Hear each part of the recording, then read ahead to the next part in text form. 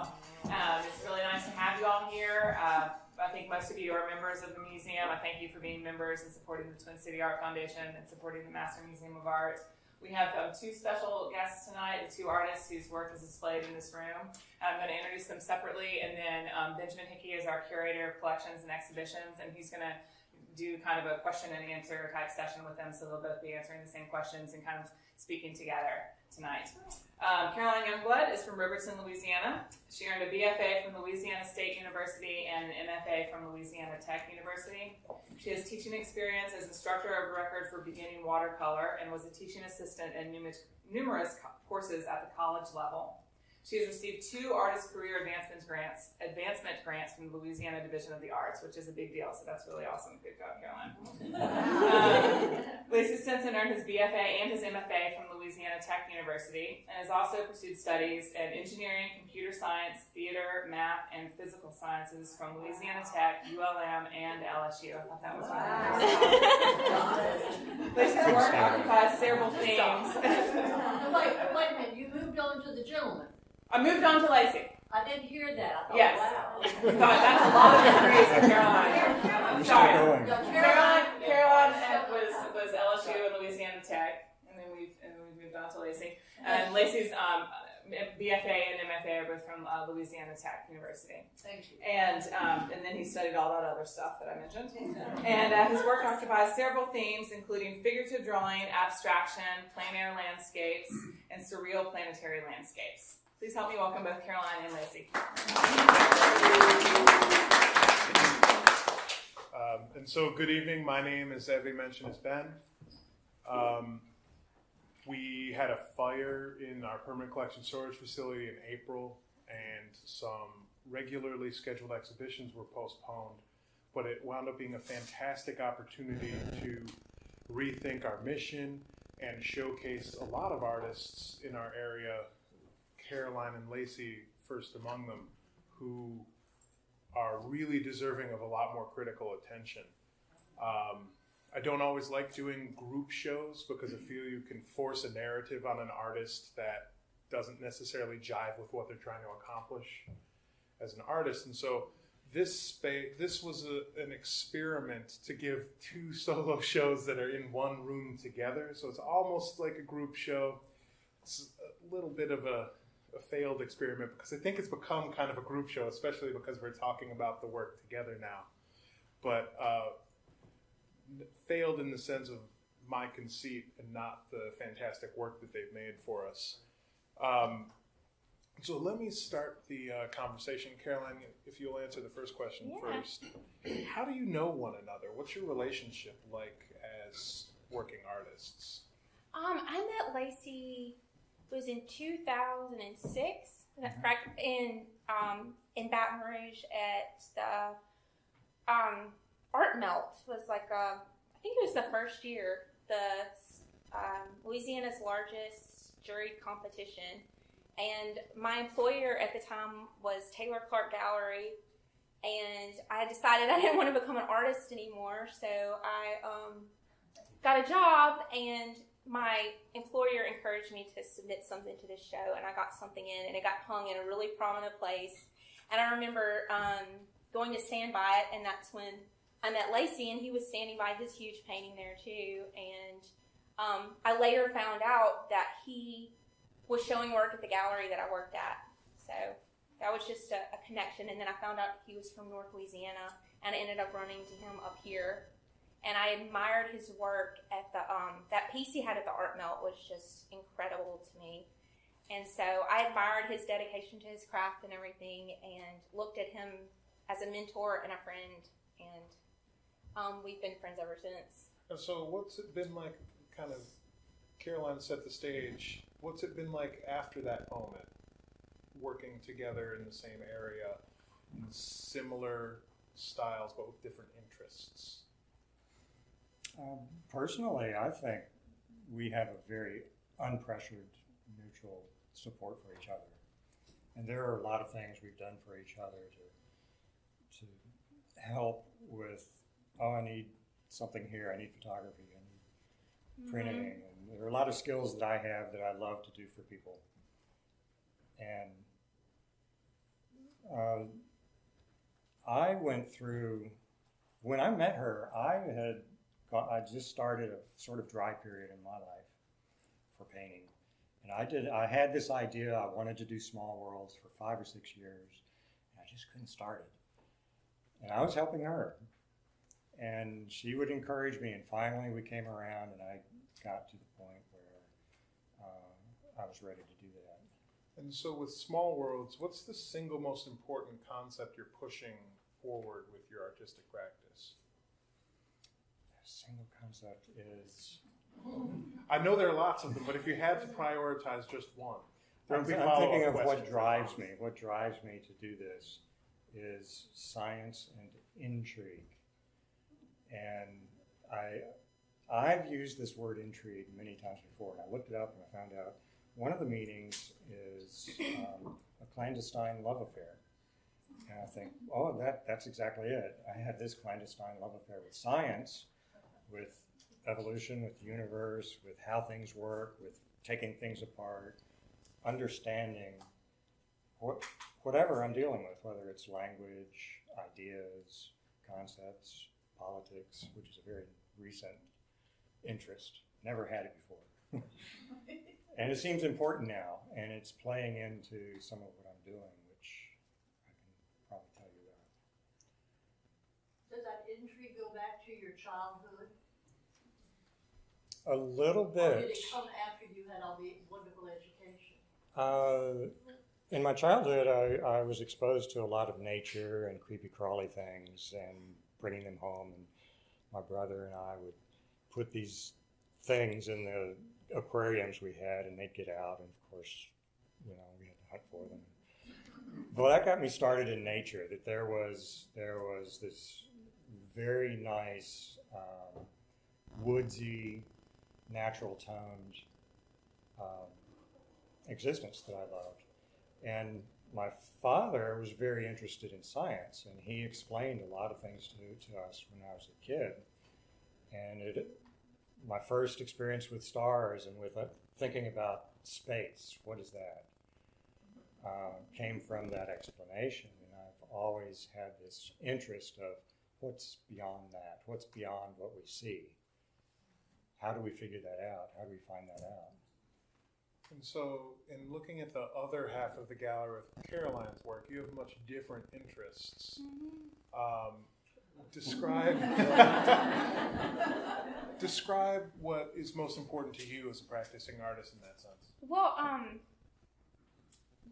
the history of the way that I learned to paint was very traditional, and we were taught to do oil painting from observation. And after years of doing this, I realized that this was like my primary, kind of like a meditation practice is what it was. So my primary meditation practice became oil painting. And since meditation is like a connection with your creative source, then anything I was painting was somehow directed by that source. So just different symbols and things like that. So there's really no difference in any of the subjects that I approach. They just manifest in a different way. And so, I guess just in terms of both of you, what are some of the secondary ideas that might manifest themselves as specific subject matter within the work, like the Riverton work behind you, for example? Mm-hmm. Well, these actually go back further than that. These were when I was working from bound Kodachrome slides. So this image I actually found back in 2001, but I've kept repeating it.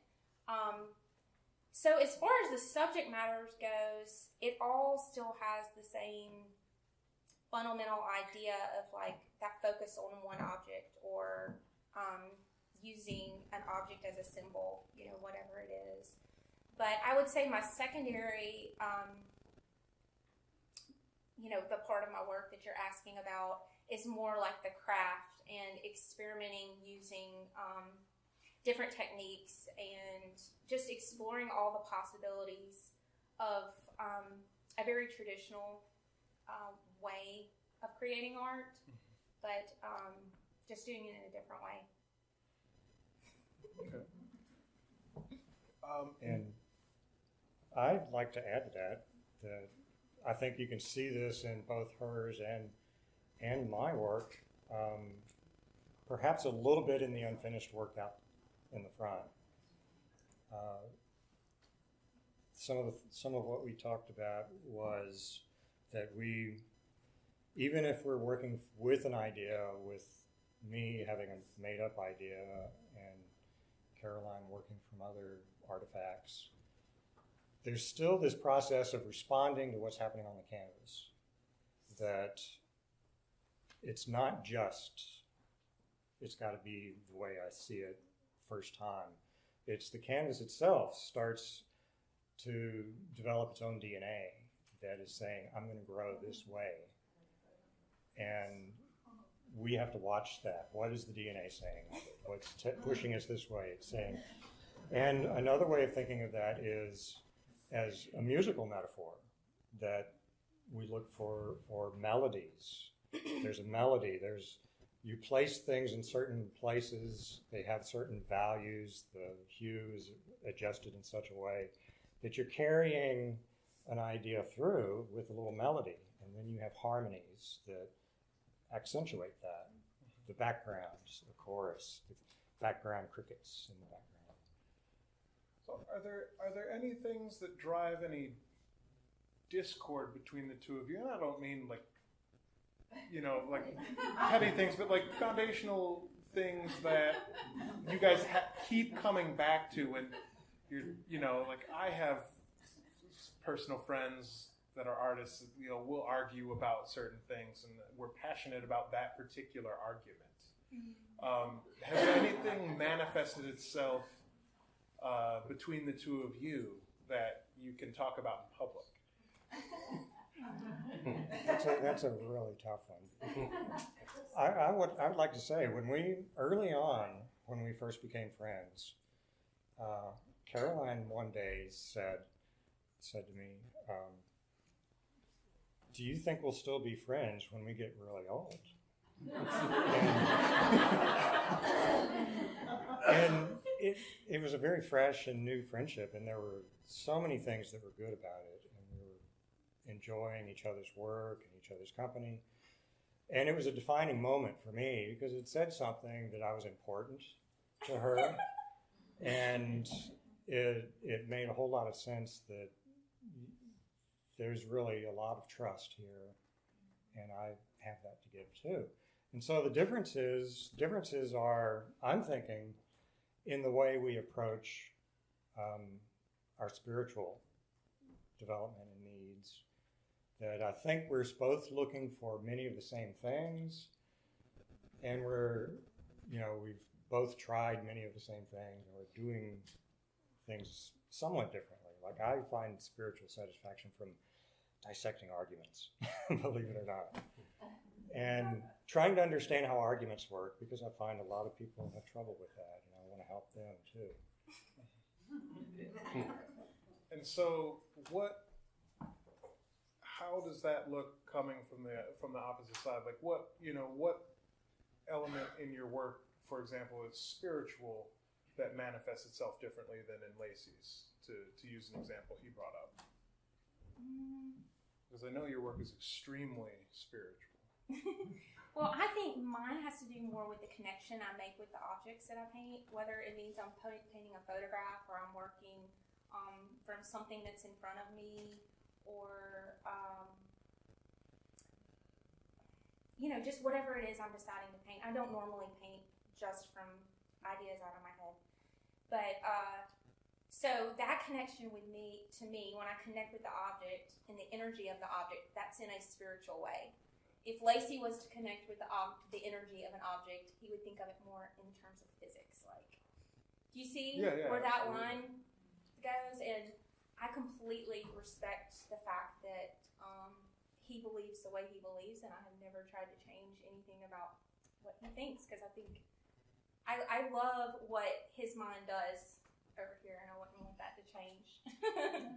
Well, I think this question has become more apropos now. So let me ask you: are there any experiences or personal experiences or artists who influence how you work, and that experience can wind up initially being very superficial but being very profound, or the experience itself can be profound. Is there anything that kind of strikes you as being particularly foundational in terms of an experience or an influence? Every day, just every day, something's coming up. It really is just life and the way the different challenges that life brings me and what I learn from them and what I carry forward to the next day. This was very similar. Last year, Dean Dablo showed here, and he said, some days it's a fence post, and other days it's Picasso. And so I feel like that you work in a very similar fashion where, you know, the spirit has to move you, and you're inspired by, like you're saying, objects. And so I really like or that. ideas. Sometimes I'll just have ideas, and I don't have to see something. It just comes to me. Great.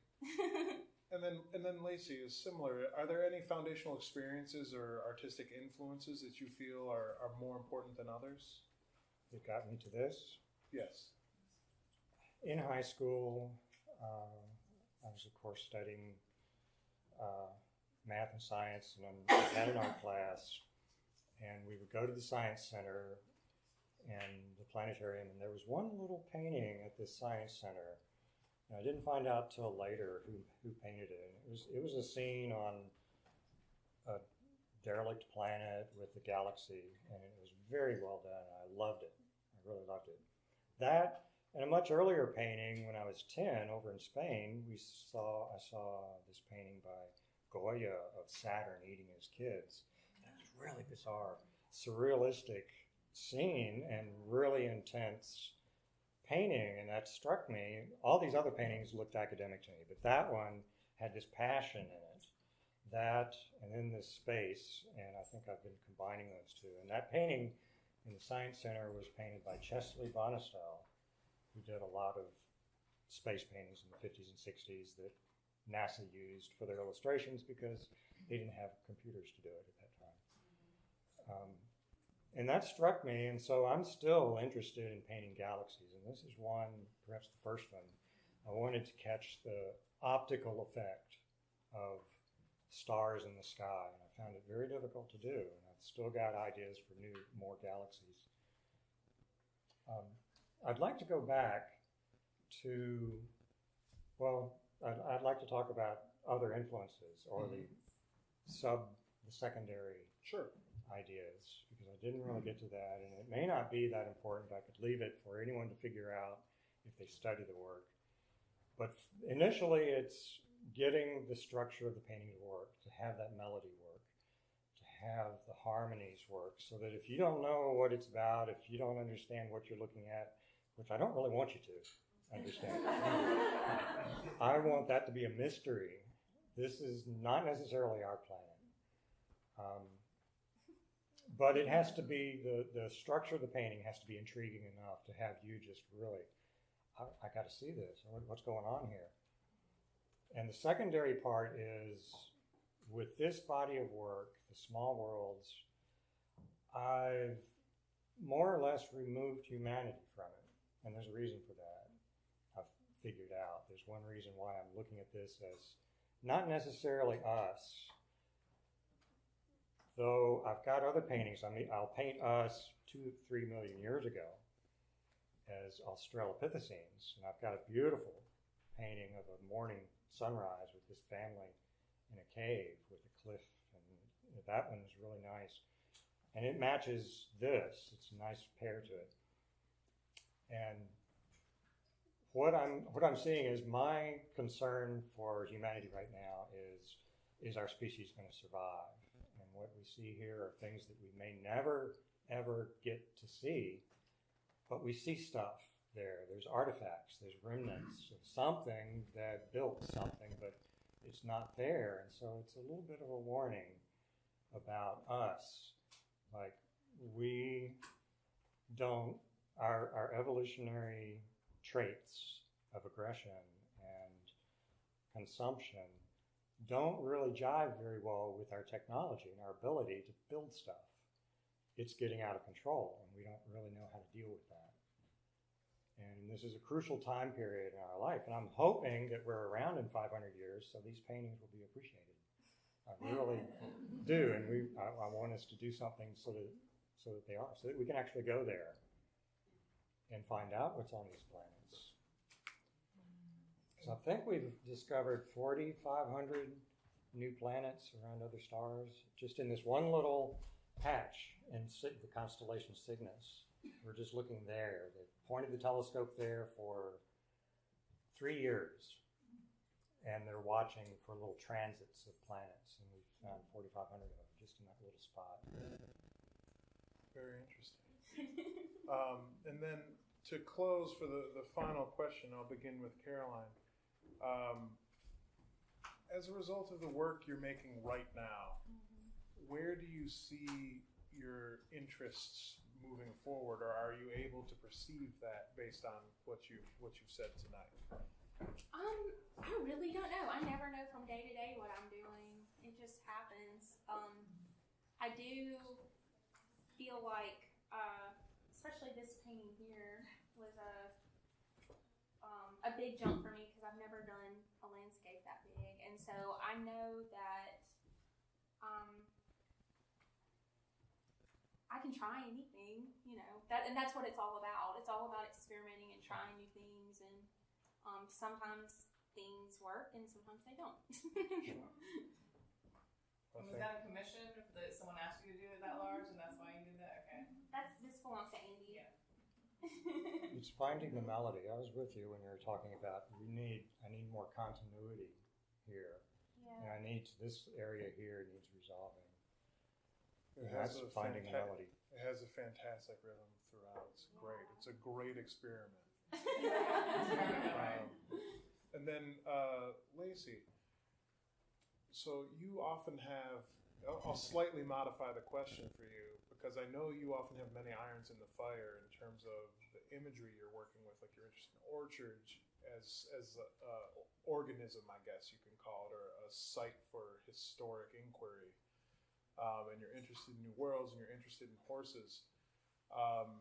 Is there one interest outside of the work here that you're most interested in at the moment, or are you really trying to resolve new worlds at the moment? Most interested, just like telling you which is my favorite kid. I'll insult the others if I say. Now, Small Worlds has been on my mind for a long time,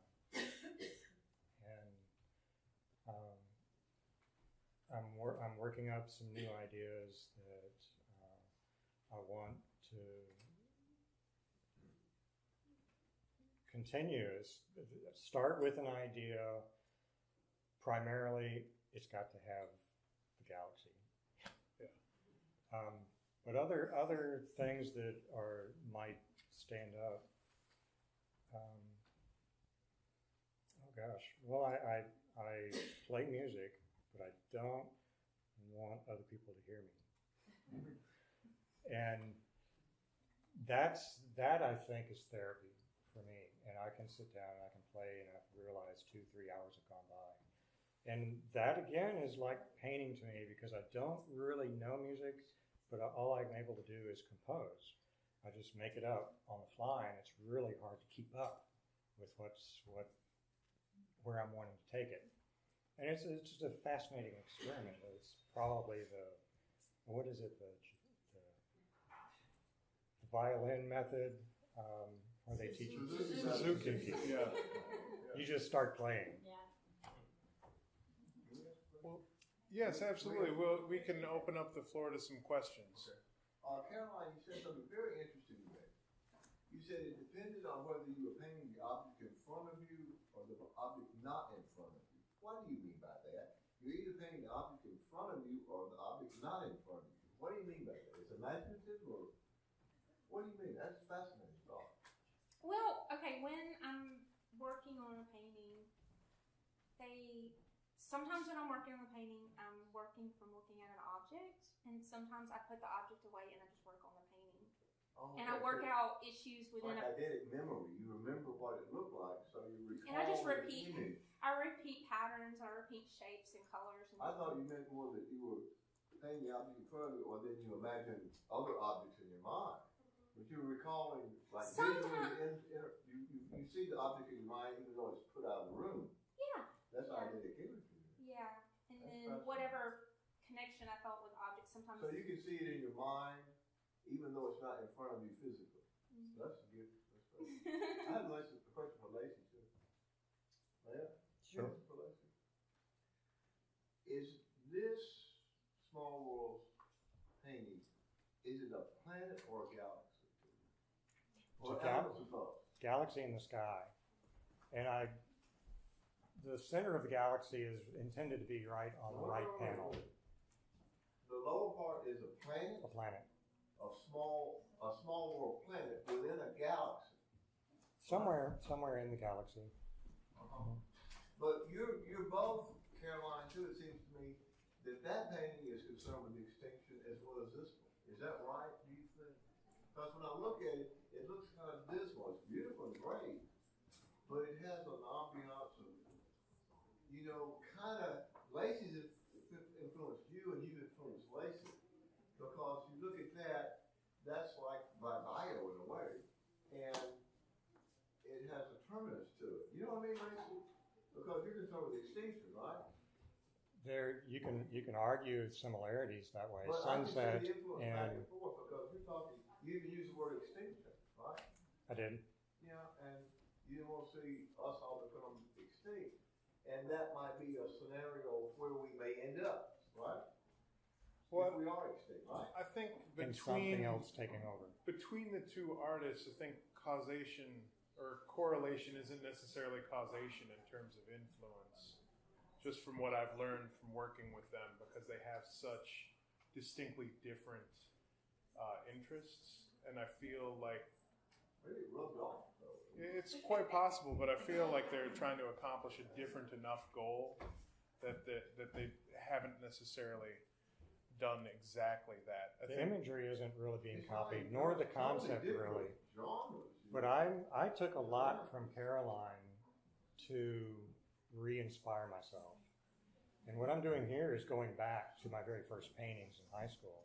The very first painting is basically what I'm doing now. The cavemen, the Australopithecines, and the other planets, and the meteorite, the galaxy, and the remnants of a civilization. Those were all there in my first painting. Isn't this more vegetation than, I don't know, maybe?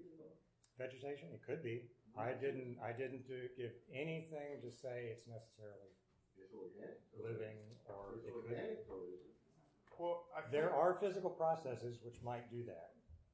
Is there live. anyone else that has a question? Because we can talk about this as afterwards. But does anyone have a question, or shall we can harass Caroline and Lacey over drinks here? Yes. Here's a scenario. This might be liquid, and gravity just got shut off on this planet, and it's starting to float up into the sky. You never know. You never know. There might be something really Excellent. reason. Excellent. Well, thank you, Caroline, and thank you, Lacey. We appreciate you so much.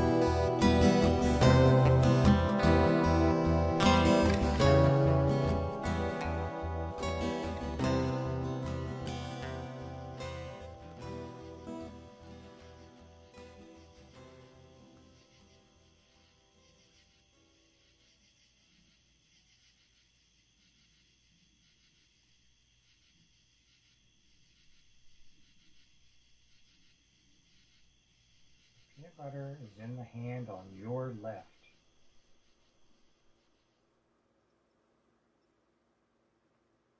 Good boy.